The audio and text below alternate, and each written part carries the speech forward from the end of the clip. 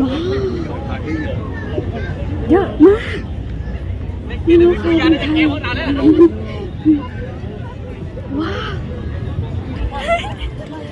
ไปทำอะไรกันมาดูมีแต่คนน่ารักเวิร์กมือ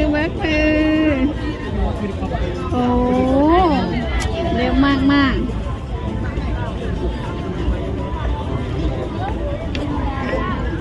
โอ้ฮัลโหล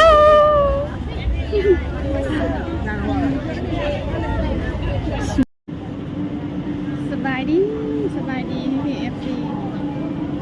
ทั้งฝั่งไทยแล้วก็ฝั่งลาวด้วยนะคะแล้วก็ต่างประเทศด้วยนะคะสบายดีเด้อของในเมนูพี่เอฟซีมื้อนี้กับพบพ่อน้องฟันอีกแล้วจ้าอยู่ที่เอเชียชิดนะคะทุกคนมาอย่างดิบจ้ามาอย่างดิบมาเดินเล่นคุณจ้ามาเดินเล่นจ้าก็ได้เห็นกันทักทายได้จ้า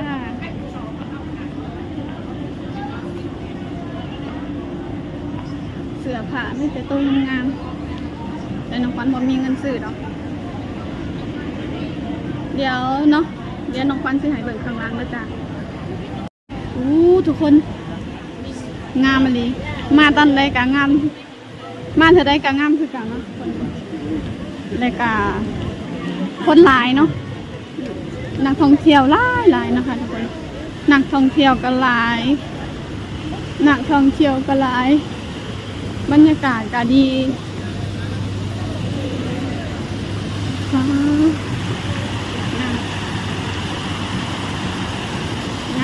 งามเมืองไดโนเสาร์เป็นไปข้างบนงามเดี๋ยวสิย่างเลาะไปเรื่อยน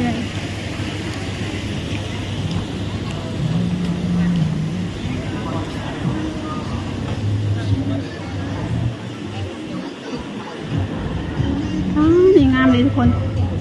คลิปนี้กับบ่มีอีหยังหลายเนาะก็คือน้องควันมาให้พี่เอฟซีเบิ่งภาพบรรยากาศอยู่เอเชียทิดเนาะ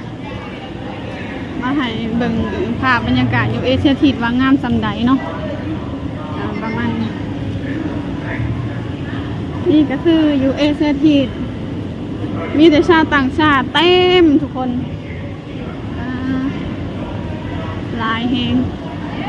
น้องควันเห็นน้องควันกับตะลึงน้องควันเห็นน้องควันกับตื่นเต้นคือเก่าเนาะเพราะว่านักท่องเที่ยวนี่คือแบบบ่เบื่อเนาะคันว่าได้มาเที่ยวประเทศไทยเนาะก็คือได้มาตลอดมาเรื่อยๆเอาง่ายๆก็คือแบบว่าเป็นประเทศที่ดึงดูดชาติต่างชาติมาหลายที่สุดในเอเชียเลยก็ว่าได้เนาะทุกคนอยู่ท่าเรือแห่งลายทุกคนป๊าดเดี๋ยวไปเบิ่งไปชมกันว่าสิลายสำใดน้องควันก็ตื่นเต้นบ่หยุดนะคะท่านป๊าดว้าว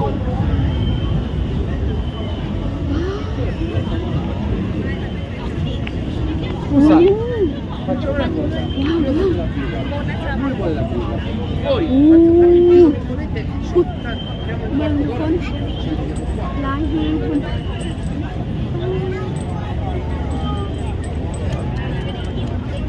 ยอดมีแต่ชาวต่างชาติกันทั้งนั้นเลยนะเนี่ยปัง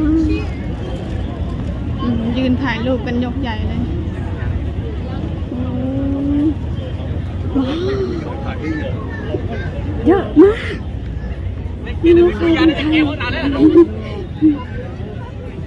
วเด็กๆก็มีนะเด็กๆก็มีเด็กๆก็มีเต็มเพียบเลยทุกคนเขามาทำอะไรกันอยู่เนี่ย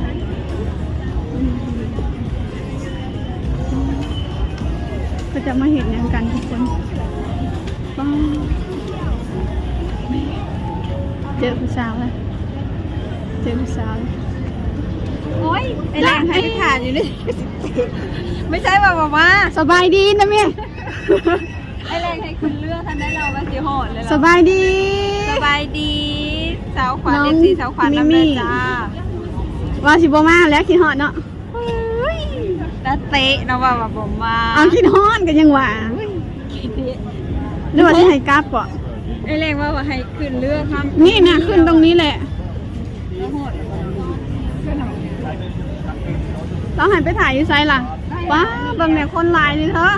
ร้ายเลย ว้าหลายแหง โหดแล้วก็แล้วโหดแล้ว เธอเพิ่งชาวต่างชาติเต็มเลย เราต้องไปขึ้นใช้มันขึ้นเรือลำหนีบ่จากบินวิวบ่เมนบ่ ว้า ใช้หุ่นไปฉันก็เธอ คนหลายนี่ไซของเราเขาจะเปิดใหม่ อยู่ตรงไหน อันบอลกลางแต่ว่าเขาจะให้บอลลิน อ๋อ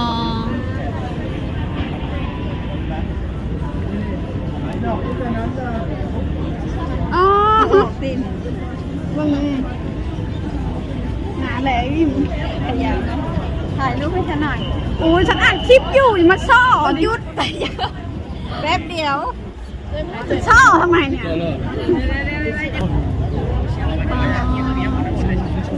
หลายแหงลีนี่ สิเลนไปหากันสิเพก เอ๊ะที่ไทยนี่แหละลายอันนี้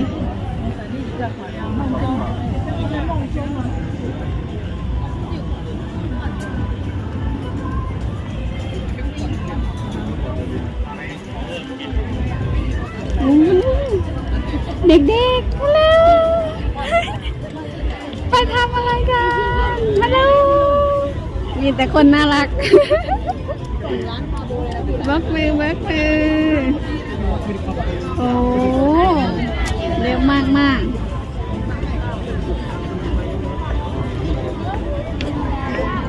โอ้ฮัลโหล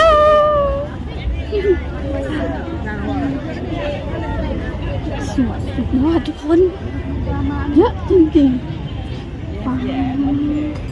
เบิ่งชาวต่างชาติก็เต็มเลยร้านอาหารกับร้านอาหารทุกคน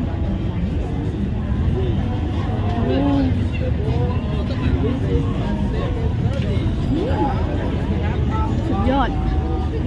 น้องควันมาเดินเที่ยวซื่อๆนะแต่ว่าหลายทีนักท่องเที่ยวหลายชาวต่างชาติเยอะ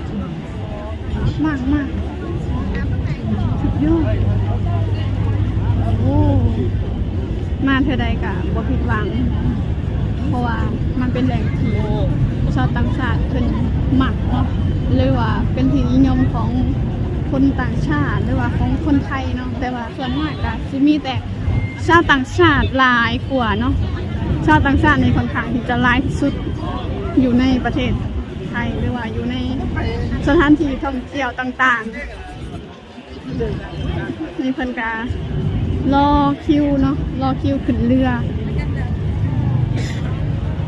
คือหลายแฮงสุดยอดหลายเลยค่ะแบบบรรยากาศแบบกำลังดีเนอนคน แต่ว่าตอนนี้น้ำมันก็รู้สึกว่าน้ำมันขุ่นเนาะน้ำมันขุ่นน้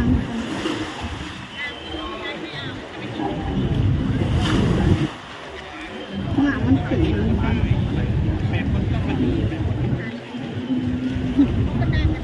หลายแค่โอ้สุดยอดโอเคนะทุกคนเดี๋ยวคลิปนี้น้องควันจะได้จบไว้เพียงสำนีก่อนเด้อเนาะ